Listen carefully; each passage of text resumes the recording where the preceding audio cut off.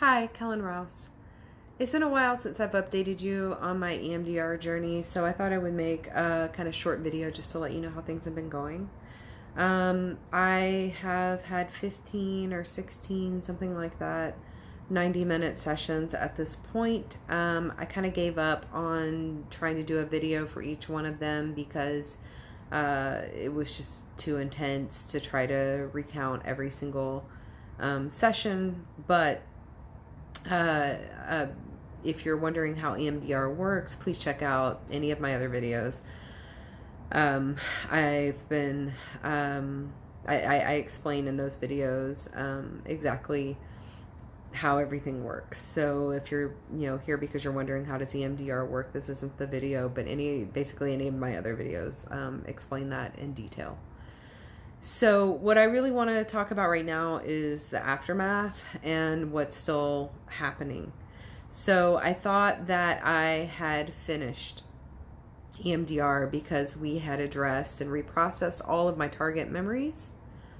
But what happened was that once I got those memories reprocessed and they were no longer sort of in my face, so just such a big presence in my life, other things started to emerge. So these things are feelings and memories that I had compartmentalized and kept shut away from me so that I could survive. And again, we're sort of, I don't want to say removing the trauma, but reprocessing the other traumas that I do remember, made space for these new traumatic memories and mostly just emotions to come up. A few weeks ago, I became suicidal. I tried to kill myself. Fortunately, a friend interrupted that attempt, and fortunately, I found out. I didn't realize that my friends were like this, but I found out that I have a core group of about 6 friends who care enough about me that they took shifts, staying with me pretty much 24/7 for a week until I stabilized. I'm back on antidepressants again, which feels like a defeat after all the work I've been doing, but it's necessary because that's basically the only thing that's keeping me from going into a suicidal depression. So what we're trying to do now is to carefully kind of examine what this is. What is it that is coming up that is so bad that I had this horrible depression, just, oh God, just, it was just horrible. What it is, there's some things that are still triggering me, things like rejection, things like feeling betrayed. There are other things too that are setting me off in ways that are not normal and really unhealthy. So we're trying to examine that and figure out where that's coming from, and that means more MDR, more EMDR. And I'm tired of EMDR. I've started calling these things torture sessions because basically I'm going in and reliving the worst memories of my life and reprocessing them. And it isn't, it's the hardest therapy I've ever done, by far. The hardest and most intense therapy I've ever done. I've done all kinds of different therapy, and this is the most intense. I want to be finished. I really want to be finished, especially when I read things like, combat veterans, something like 80% of them no longer have symptoms of PTSD after 12 EMDR sessions, and I'm already past that and still going. I don't want to do EMDR forever. Each one of those sessions has been processing one discrete memory, and I've had really good luck with being able to get through a lot of memories very quickly. I've been doing this for 6.5, 7 months now, something like that. And I, like I said before, I'm just disappointed that I'm having to continue this because I wanted to celebrate being finished. I wanted to celebrate healing. I wanted to celebrate being done. EMDR has helped me significantly. I am not as easily triggered. I'm not as hypervigilant. I'm not really having nightmares anymore.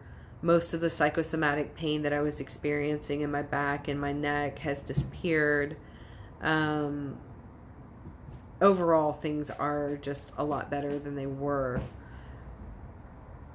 But now this new thing that's welling up is threatening to just smother me. I feel like I'm just going to be smothered by the darkness. And I need to register right now how fucking angry I am at my abusers. How angry I am that they could do things like what they did to me, to a child, to anyone, but especially to a child.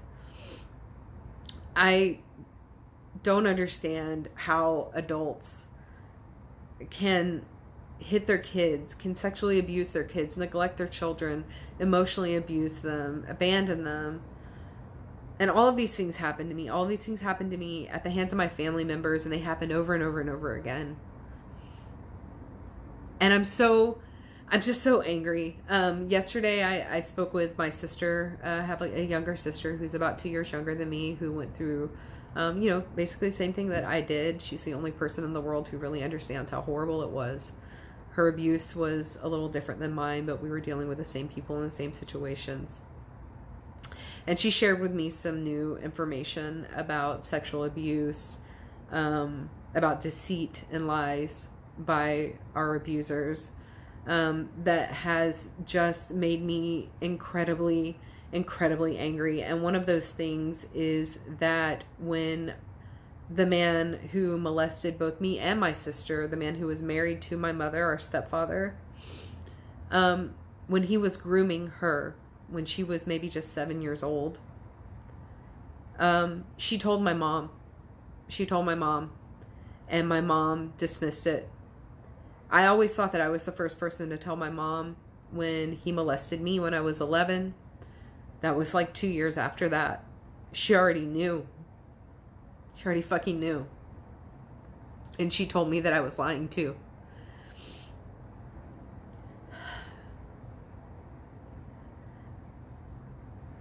These are the kind of things that are coming up right now that I'm having to deal with.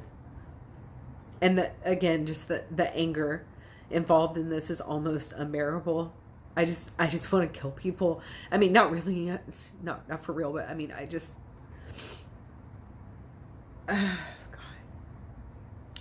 don't know.